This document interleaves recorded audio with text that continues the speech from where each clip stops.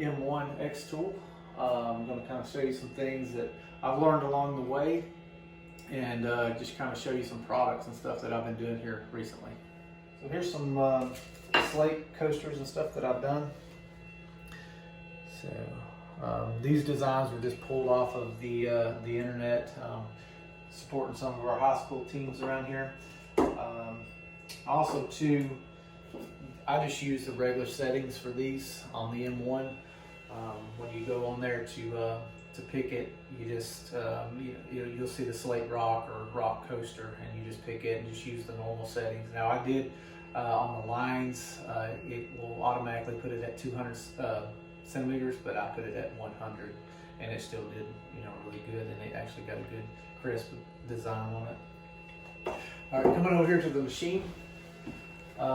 If you guys are wondering why I have tape lined across the seams where the door is on the M1, it's because when you got a piece of product in here, wood or whatever it may be, this door does not completely seal 100%. So a lot of the exhaust does still come out of here. But how I fix this and try to eliminate most of the smell, especially in a room like this, is just take you some transfer paper, just kind of split it in half, and I'll show you kind of what I use here in just a second. And you just put it along the door edges, because mainly it's here, here, and here where most of the exhaust does still come out. But doing this, it really does eliminate it down to probably 85–90%. But also too, kind of take it. And what I like about this is real easy to get off. It doesn't stick real bad or anything like that. We just got done doing a little Jeep sign here. If you can see it, it's real hard to see, but I'm going to show you a trick on this. Where we're going to take some diluted black paint and actually wash this, and all that black paint will get into these grooves, and it's really kind of cool. And then give it to your customer like that instead of like this. But the settings that I use for this piece of wood, so this is kind of like a compressed cardboard slash. They use this for backing on like cabinets and maybe some of the bottom of cabinets and stuff. So it's about 3 millimeters, 1/8 inch thick, but it's almost like a compressed cardboard presswood style material. What I used on this was the default setting sort of for the 3 millimeter basswood plywood. If you can kind of see that. So I just clicked on it, but then I do go down here to user defined perimeters, and I set it at 50, and then the speed at 5, and then the lines per centimeter 100. Then always, of course, run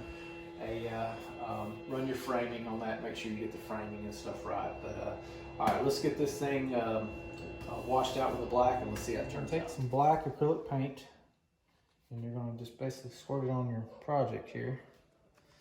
4 or 5 drops. Take your dry paper towel, and then sit here and just basically just work it into the grooves and over the whole project, really, because most of the paint will stay in the grooves that the machine done.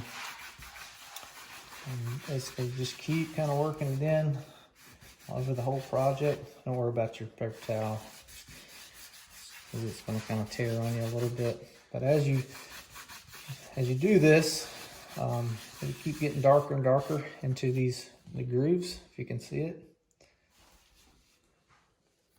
Spread you some more on there. Get you another good place on the really. Just make sure you get it into the grooves really well, and just kind of work your way out over the rest of the project.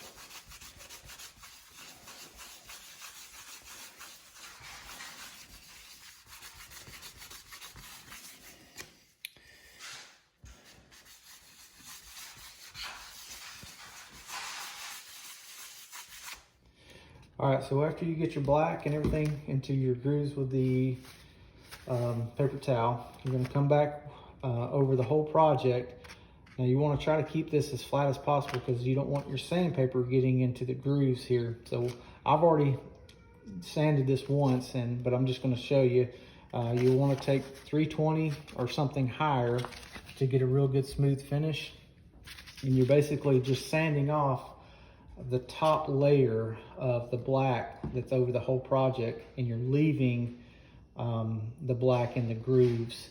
And then once you get it where you want it, as far as sanding wise, take you another paper towel, just dust it off, or even take an air hose and you can blow the dust off, and it should leave you this result. As long as you put enough material or paint over the whole project for the paint to seep down into the cracks. But this should look like the finished product here, if you can kind of see it. And you can do this with other woods. There's so many different types that you can do this same method with. So the transfer tape that I was talking about, it's just your basic, I think this is like maybe a 5-inch, 4 or 5-inch transfer tape that you'd use for your vinyl.